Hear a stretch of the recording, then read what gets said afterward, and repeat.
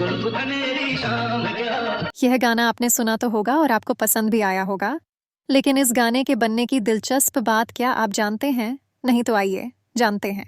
जब जावेद अख्तर जी ने स्टूडियो में प्रवेश किया, तो उन्होंने R.D. बर्मन और रमेश सिप्पी को उस धुन पर चर्चा करते हुए देखा, जिसके लिए जावेद अख्तर को एक रोमांटिक गीत लिख के लाना था। जावेद अख्तर को देखकर R.D. बर्मन मुस्कुराए और उनसे गाने के बोल के बारे में पूछा, जिस पर जावेद अख्तर ने शर्मिंदा होकर जवाब दिया, मैं आपके द्वारा ट्यून किए गए म्यूजिक के अनुसार गीत नहीं लिख सका। जावेद अख्तर ने कहा, मुझे आप क्षमा करें, पंचम दा जावेद। अख्तर जी ने पंचम दत्त को सॉरी क्यों कहा, और इस गाने को हमेशा के लिए सदाबहार और शाश्वत बनाने में किशोर द कैसे शामिल थे, आज के वीडियो का मुख्य विषय है। नमस्कार दोस्तों, बॉलीवुड किंगडम में आपका स्वागत है। वीडियो बहुत दिलचस्प होने वाला है। कर दीजिए वीडियो को लाइक और चैनल को सब्सक्राइब, क्योंकि ऐसी वीडियोस हम आपके लिए बनाते रहते हैं। यह वीडियो 1935 में रिलीज हुई फिल्म सागर के एक गाने की घटना के बारे में बात। फिल्म सागर का निर्देशन रमेश सिप्पी ने किया था और संगीत निर्देशक थे राहुल देव बर्मन। गाने के खूबसूरत बोल लिखे थे जावेद अख्तर ने। जब पंचम द जावेद अख्तर साहब के साथ सागर के गानों पर काम कर रहे थे, तो उन्होंने जावेद साहब से एक धुन को बहुत ध्यान से सुनने के लिए कहा। धुन सुनने के बाद पंचम दा ने जावेद साहब से अगले दिन धुन के मुताबिक एक रोमांटिक गाने के बोल लिखने को कहा। पूरी रात जावेद साहब ने धुन से मेल खाते कुछ बेहतरीन शब्द लिखने की बहुत कोशिश की, लेकिन ऐसा कर नहीं पाए। उन्होंने एक गीत लिखा जो उन्हें सिचुएशन के अनुसार बिल्कुल सही लग रहा था, लेकिन पंचम दा ने जो ट्यून जावेद जी को दी थी और जो गीत के बोल जावेद जी ने लिखे थे, वह दोनों बिल्कुल भी मेल नहीं खा रहे थे। अगले दिन जब जावेद अख्तर जी स्टूडियो गए, तो उन्होंने पंचम दा और निर्देशक सिप्पी जी को स्टूडियो में बैठे देखा।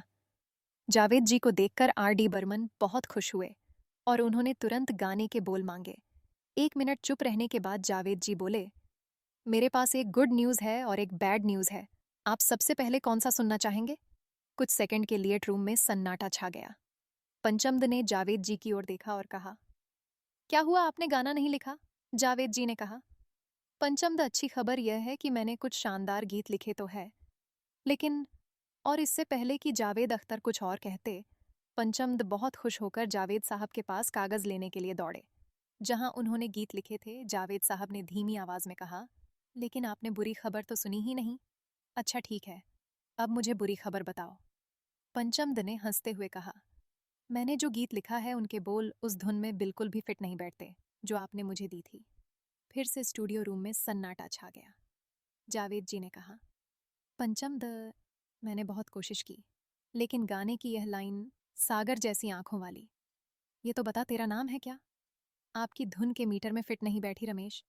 सिप्पी जी जो सारा ड्रामा देख रहे थे, उन्होंने चुप्पी तोड़ी, पंचम दा की ओर देखा और कहा, एक बार देख तो लो पंचम दा, गाने के बोल अच्छे लग रहे हैं, आप समझ नहीं रहे हैं। रमेश जी कहा, पंचम दा ने, किशोर द कल इस गाने को रिकॉर्ड करने आ रहे हैं, उन्होंने मेरी धुन पहले ही सुन ली थी। किशोर द धुन के हिसाब से तैयारी करके आएंगे और गाना रिकॉर्ड करेंगे कल। किशोर दा के स्टूडियो में आने के बाद मैं उन्हें क्या दूंगा? ऐसा गाना जिसकी धुन बिल्कुल अलग हो।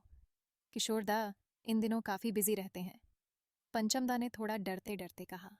इतना कहकर पंचम दा उदास होकर कुर्सी पर बैठ गए।